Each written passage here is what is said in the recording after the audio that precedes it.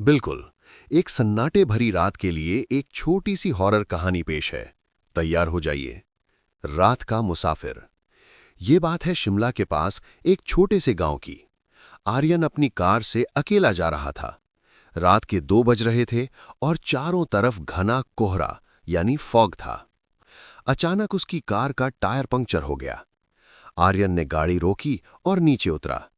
सुनसान सड़क पर सिर्फ हवा की सरसराहट सुनाई दे रही थी। जैसे ही उसने जैक लगाया, उसे महसूस हुआ कि कोई उससे थोड़ी दूर खड़ा उसे देख रहा है। अजीब एहसास। आर्यन ने अपनी टॉर्च घुमाई। थोड़ी दूर एक पुरानी छतरी लिए एक आदमी खड़ा था। उसका चेहरा कोहरे की वजह से साफ नहीं दिख रहा था। आर्यन, भाई साहब, क्या आप मदद कर सकते हैं? आदमी कोई जवाब नहीं दिया, बस वहीं खड़ा रहा। आर्यन थोड़ा डर गया। उसने जल्दी जल्दी टायर बदला और कार में बैठ गया। जैसे ही उसने गाड़ी स्टार्ट की और थोड़ा आगे बढ़ा, उसने पीछे वाले आईने यानी रियर व्यू मिरर में देखा। खौफनाक सच। वो आदमी अब सड़क पर नहीं था। आर्यन ने राहत की सांस ली, लेकिन जैसे ही उसने अपने बराबर वाली सीट पर नजर डाली, उसकी रूह कांप गई। वही पुरानी भीगी हुई छतरी सीट पर रखी थी और सीट से पानी टपक रहा था। तभी उसके कान के पास एक भारी आवाज आई।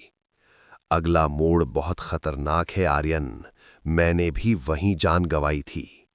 आर्यन ने ब्रेक मारा, लेकिन कार में कोई नहीं था। सिर्फ सीट पर एक गीला निशान बचा था।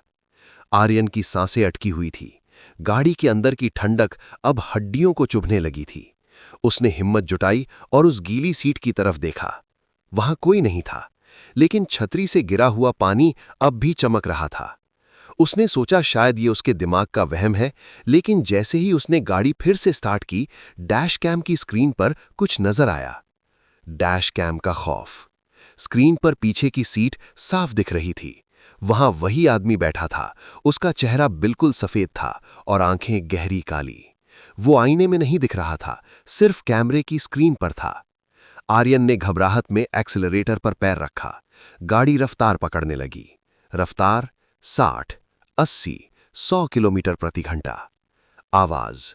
पीछे से वही भारी आवाज फिर आई। इतनी तेज मत चलाओ आर्यन, वो मोड़ अभी गया नहीं है। मोड़ पर क्या था? अचानक हेडलाइट्स की रोशनी में एक बड़ा पत्थर सड़क के बीच दिखा। आर्यन ने जोर से स्टीयरिंग घुमा दिया। गाड़ी घिसटती हुई एक पुराने पीपल के पेड़ से टकराते टकराते बची। जब गाड़ी रुकी तो आर्यन का दिल जोरों से धड़क रहा था। उसने बाहर देखा, वहां एक छोटा सा पत्थर का ढांचा बना था। उस पर एक पुरानी फोटो लगी थी। वही आदमी, वही छतरी। फोटो के नीचे लिखा था, सूरज खन्ना। इस मोड़ पर हुए हादसे में इनकी मौत 25 जनवरी 1995 को हुई थी। आर्यन ने घड़ी देखी, आज 25 जनवरी ही थी। अंतिम वार्निंग। तभी कार के डैशबोर्ड पर एक गीला हाथ छपा हुआ दिखा, जैसे किसी ने अंदर से शीशे पर हाथ रखा हो। आर्यन ने तुरंत गाड़ी पीछे ली और वहां से भागा। पूरे रास्ते उसे ऐसा लगता रहा कि कोई उसके कान में धीरे से कह रहा है, शुक्रिया, आज मुझे कोई साथी मिल गया। क्या आर्यन घर पहुंच पाया होगा, या वो आदमी अब भी उसकी कार में है?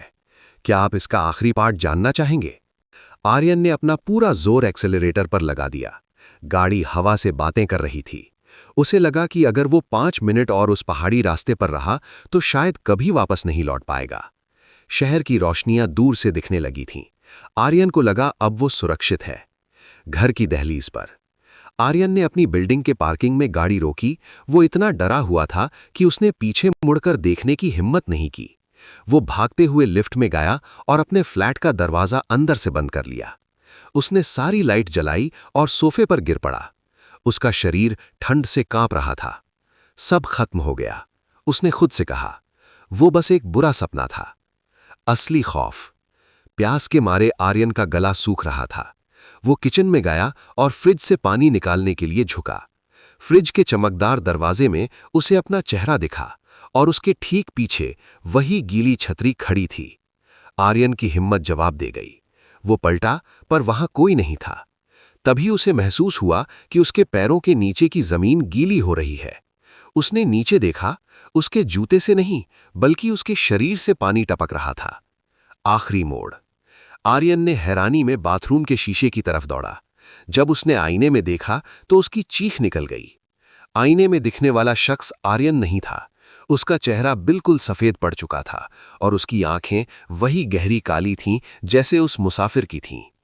तभी वही भारी आवाज उसके दिमाग के अंदर गूंजी। मैंने कहा था ना आर्यन, वो मोड़ बहुत खतरनाक था। तुम्हारी गाड़ी पेड़ से टकराई नहीं थी, वो खाई में गिर गई थी। आर्यन ने अपने हाथ देखे, वो धीरे धीरे धुंधले होने लगे थे। नीचे पार्किंग में उसकी कार बिल्कुल सही सलामत खड़ी थी, लेकिन उसके अंदर कोई नहीं था। आर्यन अब उस पुरानी छतरी वाले आदमी की जगह ले चुका था। अब अगले साल 25 जनवरी को आर्यन किसी नए मुसाफिर का इंतजार करेगा। कैसा लगा ये ट्विस्ट? क्या आप चाहते हैं कि मैं किसी और टॉपिक पर ऐसी ही कोई कहानी सुनाऊं? आर्यन की रूह अब उस पहाड़ी रास्ते की कैदी बन चुकी थी, लेकिन कहानी यहां खत्म नहीं हुई, क्योंकि भटकती हुई रूहें हमेशा एक रास्ता ढूंढ ही लेती हैं। नया शिकार। 1 साल बीत गया। वही तारीख थी, 25 जनवरी। एक लड़की मीरा अपनी ऑफिस की पार्टी से देर से लौट रही थी। उसे उस पुराने किस्से के बारे में कुछ नहीं पता था। जब उसकी गाड़ी उसी मोड़ पर पहुंची तो अचानक इंजन ने दम तोड़ दिया। मीरा ने कोशिश की, लेकिन कार स्टार्ट नहीं हुई। बाहर तेज बारिश और कोहरा था। तभी उसे शीशे पर एक हल्की दस्तक सुनाई दी। आर्यन का इंतजार। मीरा ने डरते डरते विंडो थोड़ी नीचे की। बाहर एक नौजवान लड़का खड़ा था। वो आर्यन था। उसने वही पुरानी छतरी पकड़ी हुई थी, लेकिन वो बिल्कुल सूखा था, मानो बारिश उस पर गिर ही नहीं रही हो। आर्यन, आपकी कार खराब हो गई है, मैं हेल्प कर सकता हूं? मीरा, थोड़ा राहत महसूस करते हुए। हाँ, पता नहीं क्या हुआ, शुक्रिया। आर्यन ने गाड़ी का बोनट खोला और कुछ देर बाद इशारा किया कि अब स्टार्ट करो। गाड़ी स्टार्ट हो गई। मीरा ने शुक्रिया कहने के लिए उसे लिफ्ट ऑफर की। सर्कल ऑफ हॉरर यानी चक्र। जैसे ही मीरा ने गाड़ी आगे बढ़ाई, उसने नोटिस किया कि आर्यन बिल्कुल खामोश बैठा है। उसने बात शुरू करने के लिए पूछा, आप इतनी रात को यहां क्या कर रहे थे? आर्यन ने धीरे से गर्दन घुमाई। उसके चेहरे पर एक अजीब सी मुस्कुराहट थी। उसने अपना हाथ डैशकैम की तरफ बढ़ाया और उसे ऑफ कर दिया। मैं तो बस अपना हिसाब पूरा कर रहा था मीरा। पिछले साल इसी वक्त मुझे किसी ने बताया था कि ये मोड़ खतरनाक है। आज वही बात मैं तुम्हें बताने आया हूं। मीरा ने घबराकर ब्रेक मारी, लेकिन गाड़ी रुकी नहीं। उसने साइड में देखा तो आर्यन की जगह वही पुराना सूरज खन्ना बैठा था और पीछे वाली सीट पर एक और साया था। वो आर्यन था। The final reveal. अगली सुबह पुलिस को वहां 2 पुरानी गाड़ियां खाई में गिरी हुई मिली। 1 साल पुरानी और एक बिल्कुल नई। लेकिन अजीब बात यह थी कि दोनों गाड़ियों की सीट पर एक एक गीली छतरी रखी हुई थी। लोग कहते हैं कि उस मोड़ पर अब एक नहीं बल्कि 2 मुसाफिर मिलते हैं। एक रास्ता दिखाता है और दूसरा रास्ता भटकाता है। ये कहानी अब एक लूप बन चुकी है। क्या आपको ऐसी टाइम लूप वाली हॉरर पसंद है, या मैं किसी पुरानी हवेली या भटकती आत्मा की नई कहानी शुरू करूं? अब ये कहानी एक ऐसे मोड़ पर आ गई है जहां मौत सिर्फ एक शुरुआत थी। इस बार पर्दा उठेगा उस राज से जो उस पहाड़ी पर सदियों से दफन है। रूहों की अदालत। मीरा और आर्यन दोनों अब उस दुनिया का हिस्सा बन चुके थे जहां वक्त रुक जाता है, लेकिन आर्यन के अंदर अब भी एक इंसानियत बाकी थी।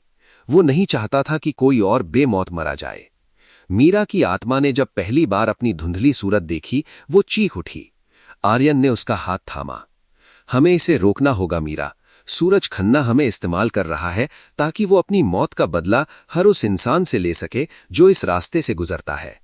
सूरज खन्ना का सच। आर्यन और मीरा ने उस पुरानी खाई की गहराई में जाने का फैसला किया। वहां उन्हें सूरज खन्ना की पुरानी गाड़ी का ढांचा मिला, लेकिन उस गाड़ी के अंदर कुछ अजीब था। ग्लव बॉक्स में एक पुरानी डायरी थी। मीरा ने जैसे ही उसे छुआ, उसे पुरानी यादें दिखने लगी। 1995। सूरज खन्ना कोई भूत नहीं था। वो एक पुलिस ऑफिसर था जो एक बड़े स्मगलर का पीछा कर रहा था। उस स्मगलर ने सूरज की गाड़ी को टक्कर मारकर खाई में गिरा दिया था। सूरज मरते वक्त तड़प रहा था और उसने कसम खाई थी कि जब तक वो उस स्मगलर की नस्ल को खत्म नहीं कर देता, वो किसी को चैन से नहीं रहने देगा। खौफनाक ट्विस्ट। आर्यन ने डायरी का आखिरी पन्ना पलटा। वहां एक पुरानी फोटो थी, उस स्मगलर की फोटो। आर्यन का चेहरा सफेद पड़ गया। वो स्मगलर कोई और नहीं बल्कि आर्यन के दादाजी थे। तभी पीछे से वही भारी हंसी गूंजी। सूरज खन्ना वहां खड़ा था, उसकी छतरी से अब पानी नहीं, खून टपक रहा था। मैंने कहा था ना आर्यन, तुम्हारे खून की महक मुझे खींच लाई। मैंने तुम्हें सिर्फ इसलिए मारा क्योंकि तुम उसका अंश हो। और मीरा, मीरा तो सिर्फ एक जरिया थी तुम्हें तड़पाने का। The final sacrifice. सूरज ने अपनी छतरी उठाई, जो अब एक तलवार की तरह चमक रही थी। वो मीरा की आत्मा को हमेशा के लिए मिटा देने वाला था। आर्यन ने एक बड़ा फैसला लिया। उसने उस पुरानी डायरी को वहीं पड़ी हुई गाड़ी के पेट्रोल टैंक, जो अब भी थोड़ा गीला था, के पास रखा और अपनी आत्मा की बची खुची पूरी शक्ति से एक चिंगारी पैदा की। बूम! एक बड़ा धमाका हुआ। वो पुरानी गाड़ी, सूरज खन्ना की यादें और वो डायरी सब राख होने लगे। रूहों की दुनिया में आग का मतलब था मुक्ति, यानी सैल्वेशन। आर्यन की कुर्बानी ने उस रास्ते का श्राप यानी कर्स तो खत्म कर दिया था, लेकिन रूहों की दुनिया के अपने नियम होते हैं। जब कोई आत्मा किसी को बचाने के लिए खुद को तबाह करती है तो वो द वॉइड यानी शून्य में चली जाती है। लेकिन आर्यन का सफर अभी बाकी था। पाताल लोक की पुकार। आर्यन ने जब अपनी आंखें खोलीं तो वो उस पहाड़ी पर नहीं था। चारों तरफ सिर्फ काला धुआं और गहरी खामोशी थी। ये द वॉइड था, एक ऐसी जगह जहां वो रूहें जाती हैं जो ना स्वर्ग में हैं ना नर्क में। तभी उसे एक धुंधली सी रोशनी दिखाई दी। वो रोशनी मीरा की थी। मीरा पूरी तरह आज़ाद नहीं हुई थी, उसका एक हिस्सा अब भी आर्यन से जुड़ा था। मीरा की आवाज़, आर्यन, तुमने मुझे बचाया, लेकिन तुम यहां फंस गए हो। मैं तुम्हें अकेले नहीं छोड़ सकती। शतरंज का खेल। अचानक धुएं के बीच से एक अजीम व शान कुर्सी नमूदार हुई। उस पर एक शख्स बैठा था जिसका चेहरा हर पल बदल रहा था। वो द कीपर ऑफ सोल्स था। तुमने एक श्राप को तोड़ा है आर्यन, लेकिन कानून के मुताबिक एक रूह को यहां रहना ही होगा ताकि उस मोड़ का संतुलन बना रहे। अगर तुम जाना चाहते हो तो तुम्हें एक सौदा करना होगा, द डील। कीपर ने 2 पुराने चिराग आर्यन के सामने रखे। पहला चिराग आर्यन को फिर से इंसान बना देगा, लेकिन वो अपनी याददाश्त खो देगा। दूसरा चिराग, आर्यन एक शैडो हंटर बन जाएगा जो दुनिया में भटकती हुई बुरी आत्माओं को पकड़ेगा, लेकिन वो कभी किसी से बात नहीं कर पाएगा। एक नया रूप। आर्यन ने मीरा की तरफ देखा। वो नहीं चाहता था कि मीरा इस अंधेरे में रहे। उसने दूसरा चिराग उठा लिया। जैसे ही उसने चिराग को छुआ, उसके पुराने कपड़े काले लिबास में बदल गए। उसका चेहरा अब एक धुंधली परछाई जैसा था। वो अब मामूली भूत नहीं, बल्कि एक सोल रीपर बन चुका था। वापसी जमीन पर। आज की रात वही 25 जनवरी है।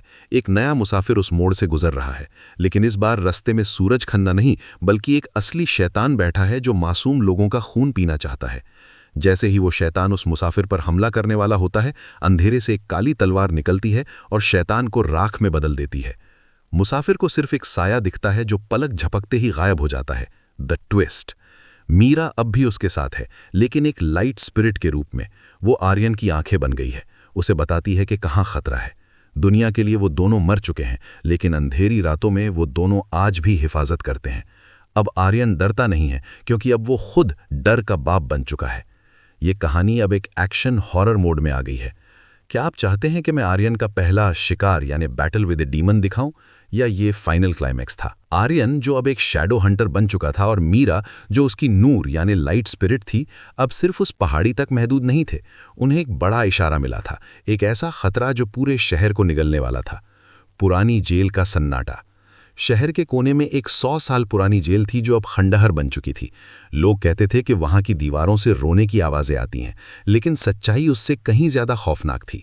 वहां जोरदार नाम का एक शैतान जाग चुका था जो मौन से लोगों की रूह खींच लेता था। आर्यन वहां पहुंचा।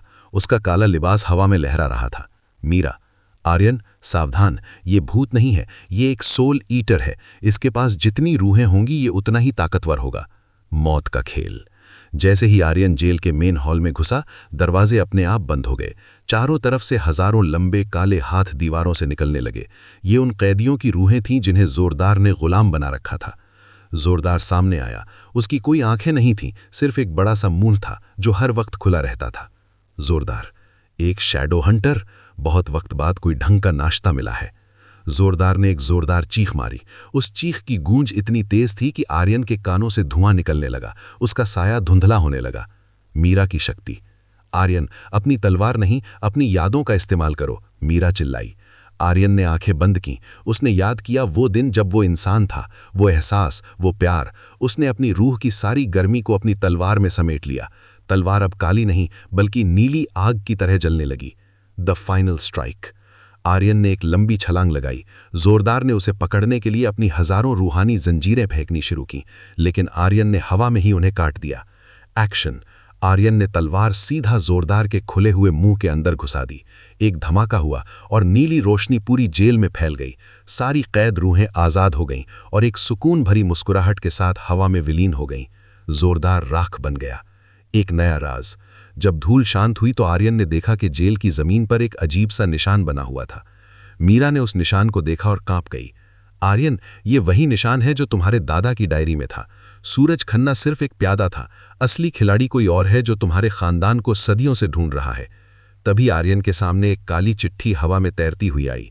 उस पर लिखा था, शाबाश आर्यन, तुमने मेरे कुत्ते को मार दिया। अब तुमसे मिलने का वक्त आ गया है। मैं तुम्हारे शहर के पुराने क्लॉक टावर पर इंतजार कर रहा हूं। नीचे दस्तखत था, दी आर्किटेक्ट। अब क्या आर्यन उस आर्किटेक्ट का सामना कर पाएगा? क्या ये वही शख्स है जिसने आर्यन के खानदान को श्रापित किया था? क्या आप अगला पार्ट देखना चाहेंगे? आर्यन और मीरा की जोड़ी अब क्लॉक टावर की तरफ बढ़ चुकी थी। शहर की घड़ी में रात के 12 बजने वाले थे और पूरा आसमान खून की तरह लाल हो चुका था। वक्त का पहरेदार। क्लॉक टावर के ऊपर एक धुंधली सी परछाई खड़ी थी। जैसे ही आर्यन वहां पहुंचा, उसने देखा कि वो कोई भूत नहीं बल्कि एक बूढ़ा आदमी था जो घड़ी के बड़े बड़े कांटों को हाथ से घुमा रहा था। The architect. वक्त कितनी अजीब चीज है ना आर्यन। तुम्हारे दादा ने मुझसे थोड़ा और वक्त मांगा था और बदले में तुम्हारे खानदान की रूहें मुझे बेच दी थीं। आर्यन की नीली तलवार गुस्से से चमकने लगी। मेरे खानदान का श्राप आज यहां खत्म होगा। द आर्किटेक्ट की शक्ति। आर्किटेक्ट ने चुटकी बजाई और अचानक क्लॉक टावर की घड़ी उल्टी यानी बैकवर्ड घूमने लगी। असर। आर्यन को महसूस हुआ कि उसकी ताकत घट रही है। वो फिर से वही पुराना कमजोर आर्यन बनने लगा जो उस पहाड़ी पर मरा था। The architect. मैं वक्त का मालिक हूं। मैं तुम्हें उस पल में वापस भेज सकता हूं जहां तुमने पहली बार वो छतरी उठाई थी। आर्यन घुटनों पर गिर गया। उसका साया धीरे धीरे मिटने लगा। आर्किटेक्ट ने अपनी एक पुरानी लाठी उठाई ताकि आर्यन की रूह को हमेशा के लिए घड़ी के कांटे में कैद कर सके। मीरा का बलिदान। नहीं, मीरा चीखी। मीरा जानती थी कि वो एक लाइट स्पिरिट है। रोशनी वक्त की मोहताज नहीं होती। उसने अपनी सारी रोशनी एक जगह इकट्ठा की और आर्यन के दिल में उतर गई। मीरा की आवाज। आर्यन, मेरा वक्त खत्म हो रहा है, लेकिन तुम्हारा अभी शुरू हुआ है। इसे खत्म करो। मीरा की रोशनी ने वक्त के जाल को तोड़ दिया। आर्यन के अंदर एक ऐसी ताकत आई जो न भूत की थी न शैडो हंटर की। वो प्योर सोल एनर्जी थी। The final battle. आर्यन खड़ा हुआ। उसने अपनी तलवार नहीं चलाई। उसने सीधा क्लॉक टावर के उस मेन गियर को पकड़ लिया जो आर्किटेक्ट घुमा रहा था। आर्यन, तुमने वक्त को कैद किया है लेकिन रूह को नहीं। आर्यन ने पूरे जोर से उस गियर को उल्टा घुमा दिया। एक भयानक चन चन चन की आवाज आई और पूरा क्लॉक टावर कांपने लगा। आर्किटेक्ट का शरीर रेत की तरह झड़ने लगा। आर्किटेक्ट, तुमने ये क्या किया? वक्त टूट जाएगा, सब कुछ मिट जाएगा। The end of an era. एक जोरदार धमाका हुआ। आर्यन ने अपनी आंखें बंद कर लीं। जब उसने आंखें खोली तो वो वही पुरानी पहाड़ी पर था। बारिश हो रही थी। उसकी कार का टायर पंक्चर था, लेकिन इस बार कोई छतरी वाला आदमी वहां नहीं था। उसने अपनी पॉकेट में हाथ डाला। वहां एक पुराना घड़ी का कांटा था और उस पर मीरा का नाम लिखा था। आर्यन ने राहत की सांस ली। श्राप खत्म हो चुका था। वो जिंदा था, लेकिन उसके पास उन सारी रातों की यादें थीं। उसने कार स्टार्ट की और पीछे देखे बिना निकल गया। एपिलॉग। शहर के पुराने क्लॉक टावर की घड़ी अब हमेशा के लिए 12 बजे पर रुकी हुई है। लोग कहते हैं वहां अब कोई भूत नहीं रहता, लेकिन कभी कभी रात को वहां एक लड़की की हंसी और एक लड़के की तलवार की चमक दिखाई देती है। आर्यन आजाद था, पर वो जानता था कि अंधेरे में अब भी कुछ है जिसका इंतजार वो कल करेगा। कहानी यहां पूरी हुई। आर्यन, जो अब एक शैडो हंटर बन चुका था, और मीरा, जो उसकी नूर यानी लाइट स्पिरिट थी, अब सिर्फ उस पहाड़ी तक महदूद नहीं थे। उन्हें एक बड़ा इशारा मिला था, एक ऐसा खतरा जो पूरे शहर को निगलने वाला था। पुरानी जेल का सन्नाटा। शहर के कोने में एक 100 साल पुरानी जेल थी जो अब खंडहर बन चुकी थी।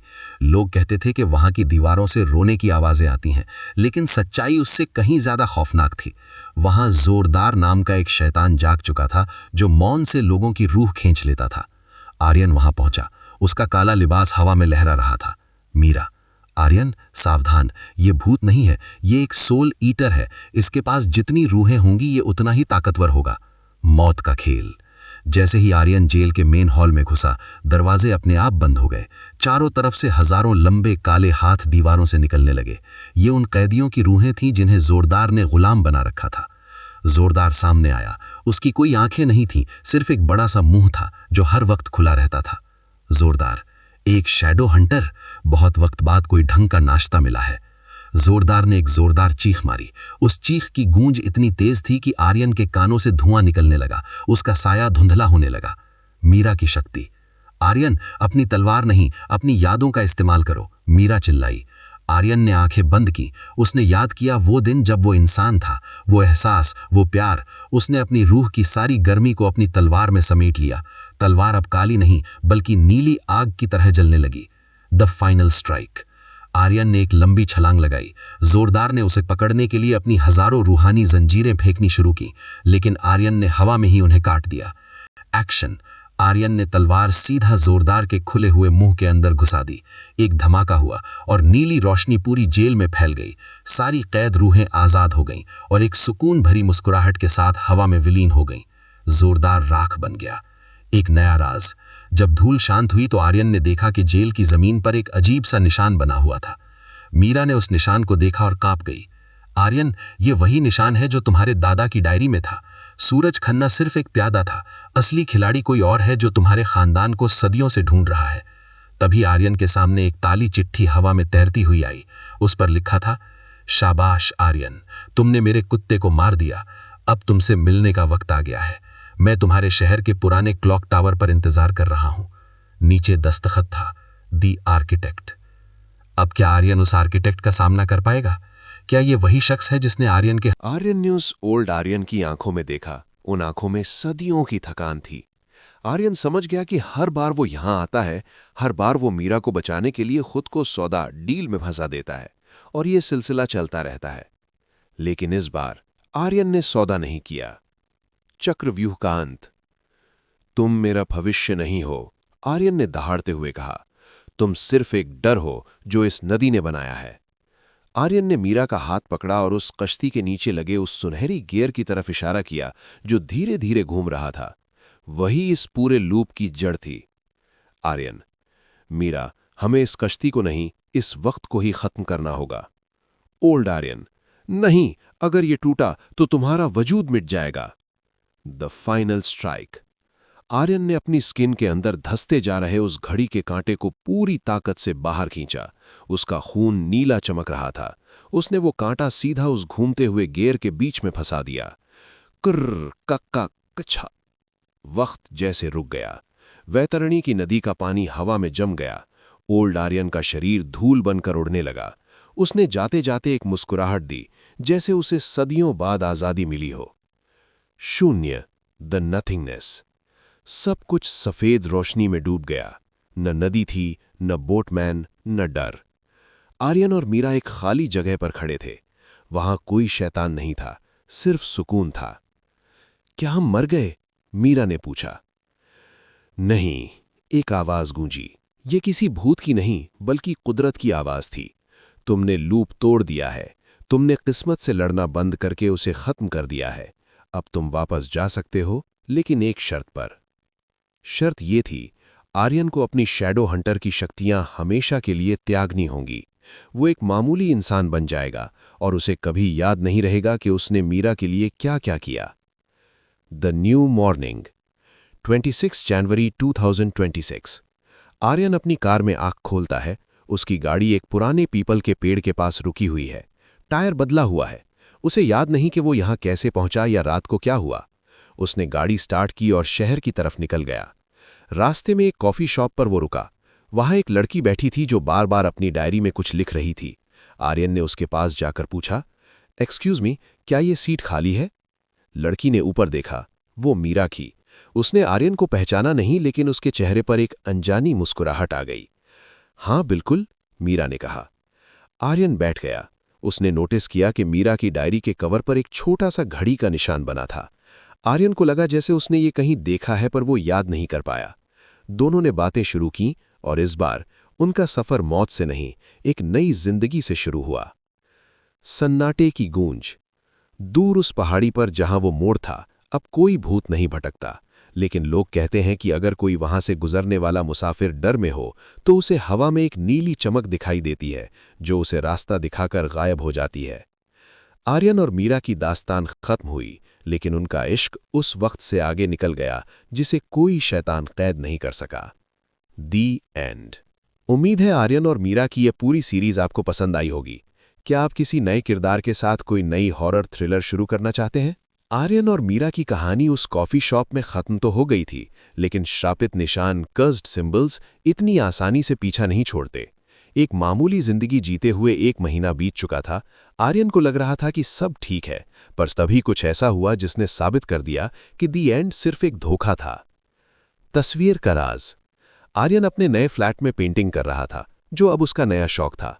अचानक उसने नोटिस किया कि वो जो भी बनाता, उसमें अनजाने में वही पुरानी छतरी या वैतरणी की नदी की झलक आ जाती। उसी वक्त मीरा का फोन आया।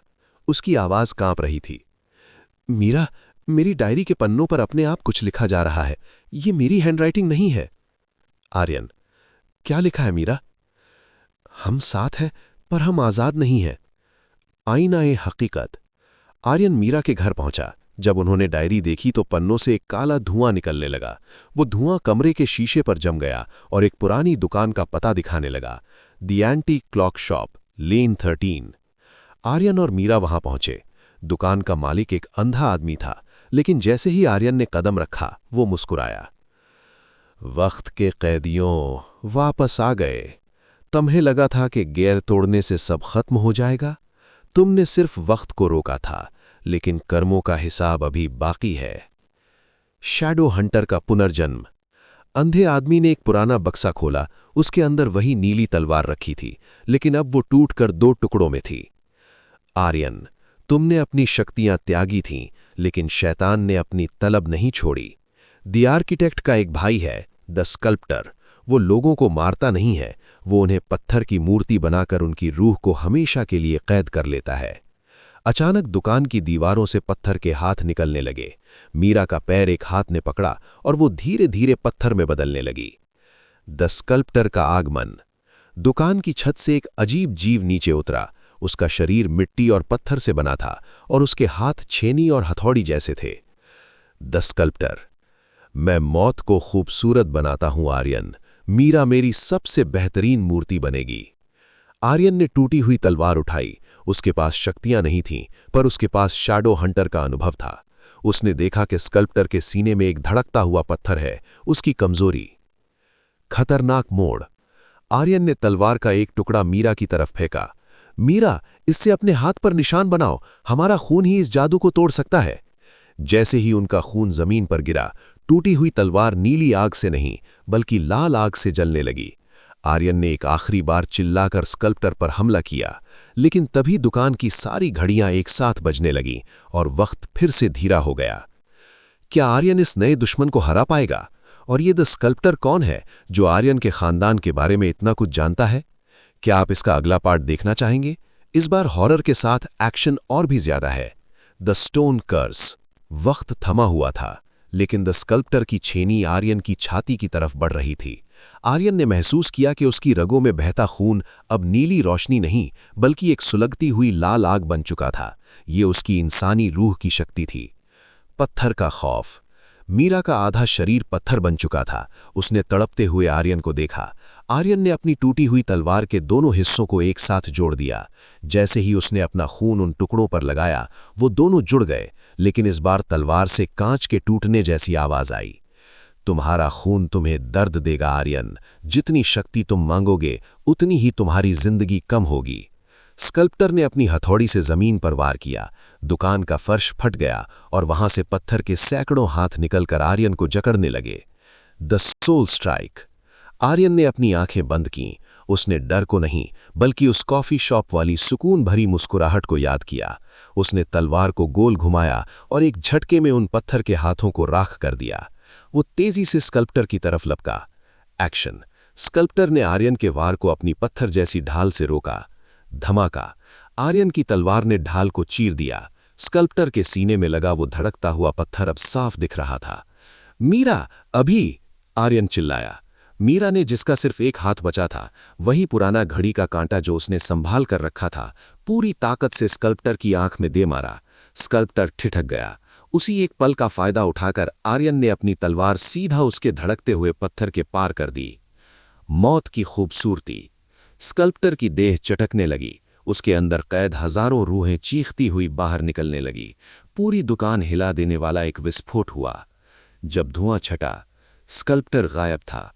मीरा का शरीर वापस पहले जैसा हो गया, लेकिन आर्यन के बाल सफेद हो चुके थे और वो बहुत कमजोर दिख रहा था। उसने अपनी लाइफ फोर्स का सौदा किया था। अंधे मालिक का इनाम। अंधा दुकानदार अपनी कुर्सी से उठा। उसने एक पुराना ताम्रपत्र, कॉपर स्क्रॉल आर्यन के हाथ में दिया। मालिक, तुमने स्कल्प्टर को हरा दिया, लेकिन ये तो सिर्फ शुरुआत है। उसने तुम्हारे खानदान की एक लकीर चुरा ली थी। इस स्क्रॉल में लिखा है कि तुम्हारे दादा ने सिर्फ श्राप नहीं लिया था, उन्होंने एक खजाना छुपाया था। वो खजाना जो रूहों को मिटा सकता है या उन्हें जिंदा कर सकता है। नया मोड़।